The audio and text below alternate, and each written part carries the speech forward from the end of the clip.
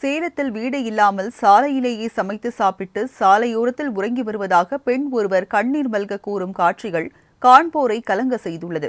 ஏன் இந்த அவலம், யார் காரணம்? பார்க்கலாம் இந்த செய்தி தொகுப்பில். எனக்கு இல்லைனாலும் என் பிள்ளை எதுக்காட்டு கொடுக்கணுயா. கவர்மெண்ட்ல மனுவும் கொடுத்து பார்த்தா எந்த நடவடிக்கையும் எடுக்கலைங்க. நாமளே இப்படி இருக்க நம்ம பிள்ளை என்னால வெளியே இருப்போம். ஒரு பாத்ரூம் கூட என்னால கட்ட முடியாம. சேலம் மாவட்டம் ஓமலூர் அருகே காடையாம்பட்டி தாலுகா செம்மாண்டப்பட்டி ஊராட்சியில் உள்ள ஐயனன் காடு பகுதியை சேர்ந்தவர் பெருமாயி.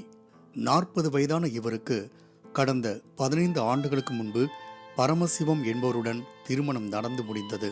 பரமசிவம் பெருமாயி தம்பதிக்கு பவ்யா என்ற பெண் குழந்தை உள்ள நிலையில் கடந்த 8 ஆண்டுகளுக்கு முன்பு பரமசிவம் உயிரிழந்து விட்டார். கணவர் இருந்தவரை அவரது வீட்டில் வசித்து வந்தவர் கணவர் இறந்த பின்பு உறவினர்களால் துரத்தி அடிக்கப்பட்டார். இதையடுத்து தாய் வீடு இருந்த செம்மாண்டப்பட்டிக்கு வந்த நிலையில் அங்கு பெருமாயியை உறவினர்கள் சேர்க்க மறுத்தனர். தந்தையின் பெயரில் இருந்த நிலத்தை சகோதரர்களே விற்பனை செய்ததாக குற்றம் சாட்டும் பெருமாயி தற்போது வீடு இல்லாமல் வீதியில் வசித்து வருவதாக கதறியபடியே கூறினார். அவரை சனங்க போக வர எல்லாம் பார்த்துட்டு பாரு, எனக்கே கஷ்டமா இருக்குது. நாமளே இப்படி இருக்க நம்ம பிள்ளை என்னாலும் வெளியே இருப்போம் அப்படிங்கிறது எனக்கு ரொம்ப இதா இருக்குதுங்க. நாடு எது ஒன்று என்கிட்ட கைவசம் எதுவும் இல்லைங்க.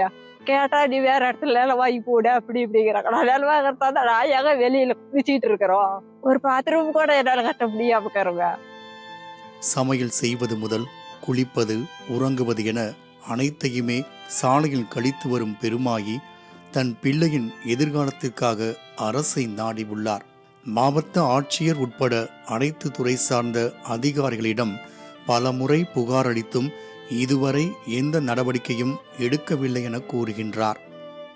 என்ன பண்ணிட்டேன் நான் என்னத்த அப்படி ஆகி போச்சேன்னா என் பிள்ளைய அது பேர் இருக்கணும்ல.